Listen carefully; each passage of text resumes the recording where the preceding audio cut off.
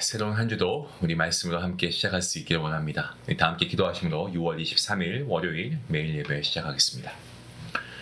전능하신 하나님 감사합니다. 오늘도 주님의 손에 맡겨 우리의 삶과 우리의 모든 시간을 주님 앞에 내어드리며 아버지 오늘도 하나님의 의로우신 선하신 인도하심을 구합니다. 우리와 함께 하시고 우리의 모든 여정 가운데 하나님께서 함께 동행하여 주시옵소서. 오늘도 예배 자리로 우리를 이끌어 주시니 감사합니다. 세상은 우리의 영적인 눈을 계속 세상으로 돌리게 하고 우리의 마음을 분주하게 하지만 이 시간만큼 우리가 주님께 집중하게 하시고 주의 말씀을 통하여서 정말 참된 말씀의 은혜와 생명을 누리게 허락하여 주시옵소서. 말씀을 듣고 끝나는 것이 아니고 말씀을 따라 순종하게 하시고 우리의 삶이 예배의 연장선 위에 세워질 수 있는 은혜가 있기를 간절히 원합니다. 하나님께서 주시는 생명의 양식으로 오늘 하루 살게 하시고 주님 안에 깊이 뿌리 내릴 수 있는 믿음의 사람 되게 허락하여 주시옵소서. 이 시간을 온전히 주장하실 주님을 찬양하며 이 모든 말씀 예수님의 이름으로 기도하옵나이다. 아멘. 찬송가 282장 함께 하시겠습니다.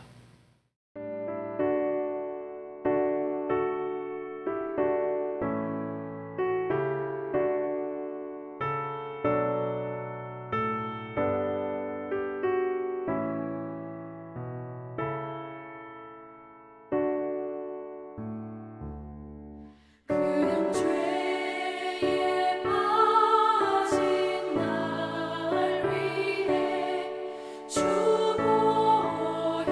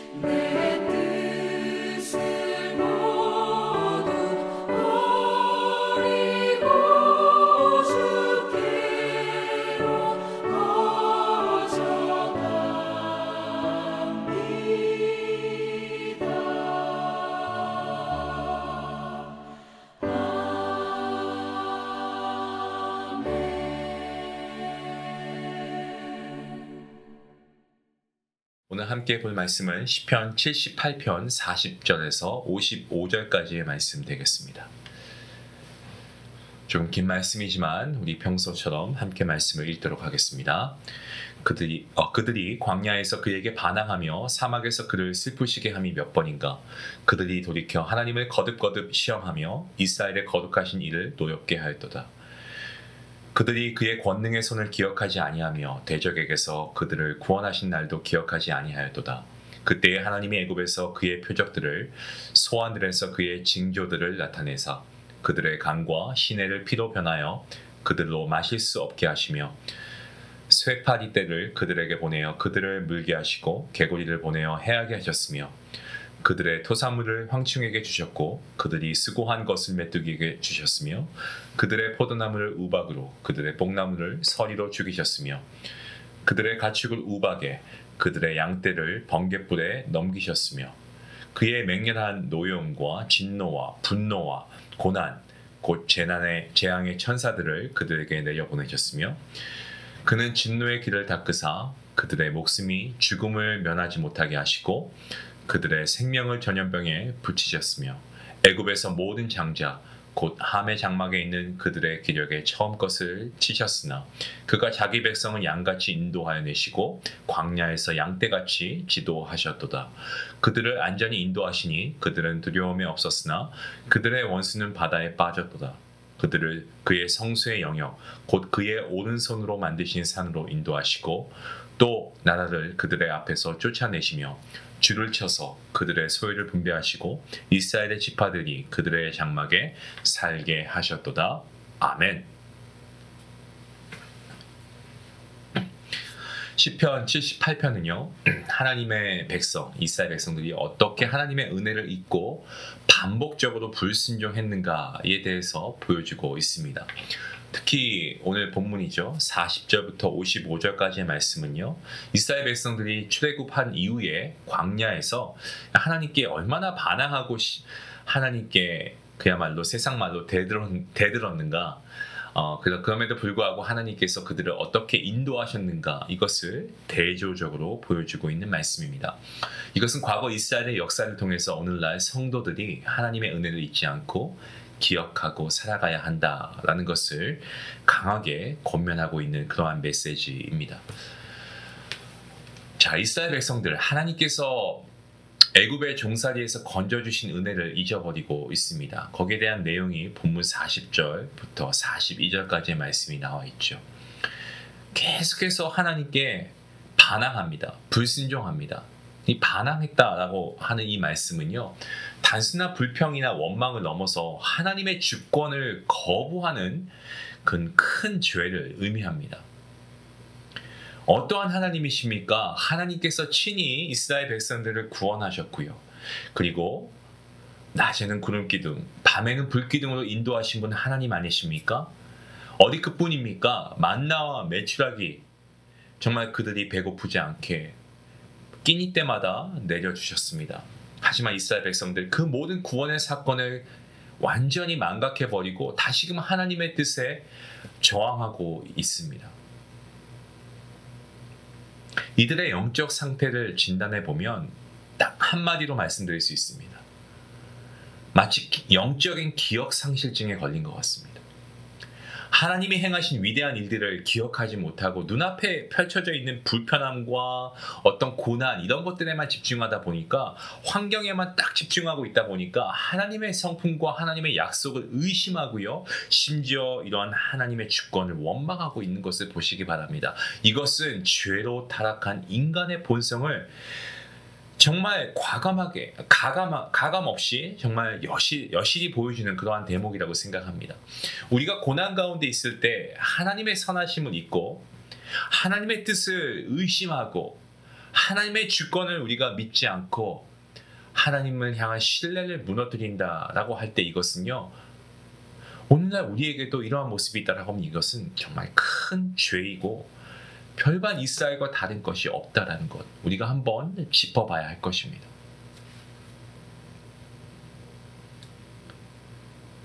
본문 43절부터 51절까지의 말씀은 하나님의 표적과 또 구원의 능력에 대한 말씀이죠. 하나님께서 이스라엘 백성들을 구원하실 때 사용하신 방법이 무엇입니까? 단순한 인간의 능력이 아니었습니다. 하나님께서는 애굽의 중심부에서, 그것도 정치적 권력과 종교적 영향력이 절정에 달했던 바로 그때, 그죠? 그리고 왕이 누굽니까? 바로 왕이었죠. 그 왕과 그 신들을 향해서 직접적인 표적과 재앙을 내리신 분이 우리 하나님이셨습니다. 피의 재앙, 개구리의 재앙, 그리고 파리, 우박, 메뚜기, 흑암, 장자의 죽음, 이런 것들 10가지 재앙이죠.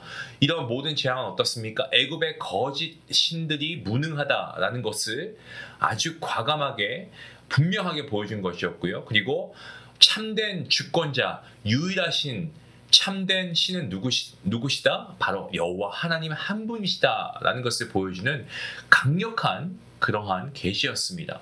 이러한 표적들은 단지 애굽을 징벌하기 위함이 아니었고, 하나님의 백성들에게는 하나님이 우리와 함께 하신다라고 하는 확증의 표시이기도 했습니다. 하나님께서는 눈에 보이는 이적을 통해서 보이지 않는 구원의 진리를 선포하셨고, 이것은 하나님의 은혜와 능력이 얼마나 위대하고 크신가를 나타내는 그러한 위대한 사건이었습니다. 하지만 이스라엘 백성들 이 모든 표적과 능력을 직접 경험하고 목격했음에도 불구하고 그것을 오래 기억하지 못합니다. 인간의 죄된 본성은 놀라운 기적을 체험하고도 감사와 경외로 이어지기보다는 쉽게 잊어버리고, 그리고 익숙해지고 다시 불신하고 원망하고 이러한 모습으로 돌아가려고 하는 경향이 있습니다. 이것이 바로 우리 성도에게 있어서 가장 경계해야 할 대상이다라는 것을 우리는 기억해야 됩니다. 끝으로 본문 52절부터 55절까지 말씀은 하나님의 인도하심과 그리고 이에 대한 백성의 반응이죠. 하나님은 구원으로 끝내지 않으십니다. 출애굽해서 거기서 너희가 알아서 광야 생활하고 너희가 알아서 가나안에 들어가, 이게 아니시죠. 이스라엘을 인도하여서 약속의 땅 가나안으로 들어가게 하신 하나님, 거기서 하나님 어떻게 하십니까? 그들의 삶의 전 여정에 동행하시지 않습니까? 광야에서 헤매던 그들을 돌보시고 바다를 가르시고 불기둥과 구름기둥으로 인도하시고 결국 가나안 땅에 정착하게 하시고 성소와 언약의 중심이 되는 거처까지 예비해 주신 분 하나님이십니다. 하나님은 인도하시는 목자이시고요, 하나님의 백성은 그 인도하심에 순종하는 하나님의 양입니다. 하나님의 백성이라면 하나님의 은혜를 기억하고 감사함으로 나아가는 것 마땅합니다. 시편 50편 23절 말씀에 우리가 잘 아는 말씀이 있죠. 감사로 제사 드리는 자가 하나님을 영화롭게 한다. 이 말씀처럼 하나님의 구원을 기억하고 감사로 반응하는 것이 성도의 본분임을 믿으시기 바랍니다. 하나님을 잊는 것이 죄의 시작입니다. 그렇다면 하나님을 기억하는 것이 은혜의 출발인 줄로 믿습니다. 사랑하는 성도 여러분, 성도는 말씀과 기도로 늘 하나님의 은혜를 기억해야 합니다. 구원의 사건들을 되새기고 하나님의 인도하심에 감사하고 하나님을 경외하는 마음으로 살아가야 합니다. 저와 여러분이 그렇게 살아야 합니다. 우리가 광야와 같은 인생길을 걸어가지만 이 인생길 같은, 이 광야와 같은 인생길, 하나님의 구원하심과 인도하심을 기억하는 자가 될 수 있기를 원합니다. 그러한 자가 하나님의 은혜를 누리게 되는 줄로 믿습니다. 시편 103편 2절 말씀에 이렇게 말씀합니다. 내 영혼아 여호와를 송축하며 그의 모든 은택을 잊지 말지어다. 아멘. 기도하시겠습니다. 사랑과 은혜 하나님 감사합니다. 광야 같은 인생길 가운데서 저희를 외면치 않으시고 구원하시고 인도하시는 주님의 손길을 찬양하고 감사합니다. 이스라엘 백성들은 하나님의 기적과 은혜를 잊고 반항하며 불순종하지 않았습니까? 어쩌면 우리의 모습이 아닐까 생각합니다. 주님 용서하여 주시옵소서.